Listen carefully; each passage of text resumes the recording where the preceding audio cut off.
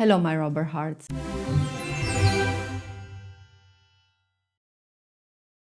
In our last episode, we talked about aging and how heat speeds up the chemistry that hardens and cracks rubber over time. Today, we are diving into the Arrhenius equation, which sounds intimidating, but it actually is one of the most practical, down-to-earth tools you can use in a rubber lab. So what does it really say? In plain words, it says that chemical reactions go faster when you heat them up, and they do so in a predictable way. On paper, it looks like this, but don't let that scare you off. What it means is simple. K is how fast a reaction goes, like how fast your rubber cures or oxidizes. EA is the activation energy, basically the energy hill your molecules need to climb before they can react. T is the temperature, and when you increase it, more molecules have the energy to climb that hill, so everything happens faster. And that's all. It is the chemistry version of gravity, invisible but always working in the background.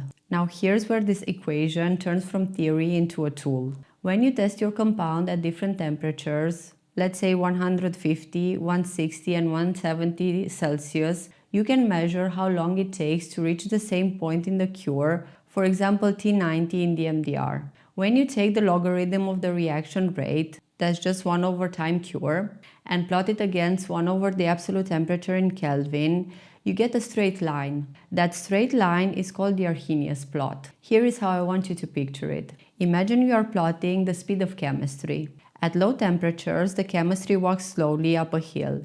At high temperatures, it's running. The Arrhenius line is like a ramp showing you that speed changes with heat. Once you have the line, you can predict how fast your compound will cure, age or degrade at any other temperature, even once you haven't tested yet. Now technically you need at least 3 points to draw that line, but 3 is just the bare minimum to define it. In practice, you want more points to make sure it's really linear.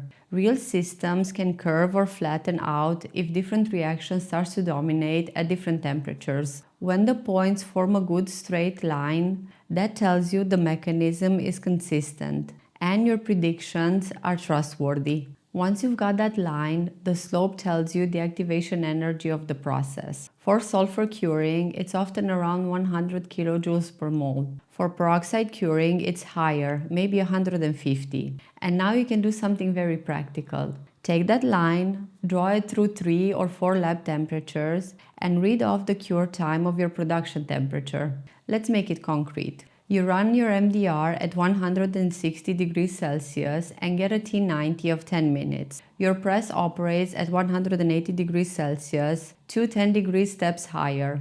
By the Arrhenius rule, that's roughly 4 times faster. So in the press, you will reach the same cure in about 2.5 minutes. That's not a guess, it's a prediction rooted in data.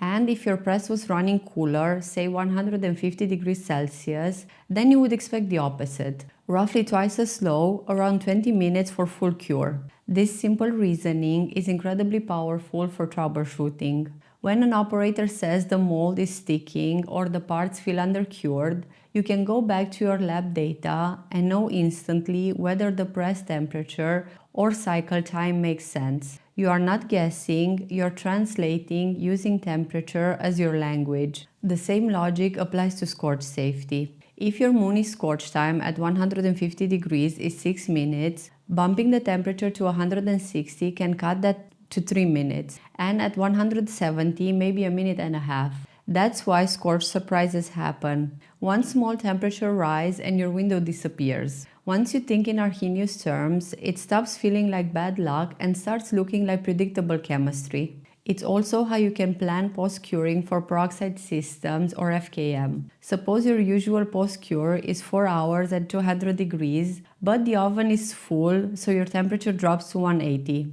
That's 10 degree steps slower, so the reaction slows roughly 4-fold. To reach the same cure state, you would need about 16 hours. Same chemistry, just slower chemistry. And then there's aging and fluid compatibility. If your compound has to survive 5 years and 25 degrees, you can put it in an oven at 85 degrees Celsius and see what happens after a month. That is 10 degree steps higher, around 60 times faster. So 1 month in the oven represents about 5 years of service. You can do the same in immersion test. Put the rubber in the actual oil, brake fluid, or whatever it will face, but at slightly higher temperature, and you will get the same diffusion and chemical effects, just compressed in time. The Arrhenius relationship also gives clarity when things go wrong in the field. Suppose a hose that passed 1000 hours at 100 degrees C in the lab failed after just 250 hours in service. Then you find out the system was running at 120 degrees instead. 210 degree steps higher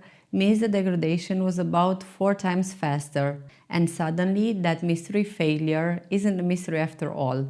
The lab test did its job. The service temperature just didn't match. You can even use this logic to compare different compounds. If one material has an activation energy of 120 kilojoules per mole and another has only 80, the first one will be much more sensitive to heat changes. Small shifts in temperature will speed it up more dramatically. That's why peroxide systems with their higher activation energies are so temperature dependent in curing, but also so stable once cured. And when you put it all together, the plotting, the simple rule, the mental math, the Arrhenius equation stops being an academic idea. It becomes your internal translator between lab and factory. It's what turns an MDR curve into a press cycle, an oven test into a lifetime prediction, and a scorch warning into a number you can actually control. So remember, that neat straight line on your Arrhenius plot is more than data points. It's the speed curve of your rubber's chemistry. The steeper it is, the more reactive your system. The flatter it is, the more stable and predictable your compound will be across different temperatures. And that is why understanding this equation, even without touching the math, gives you an edge as a rubber technologist. It lets you connect every temperature change in the lab or the factory back to time, rate, and reaction, the true language of rubber chemistry. And that's today's Toolbox episode, my rubber hearts. Until next time, stay elastic and stay curious.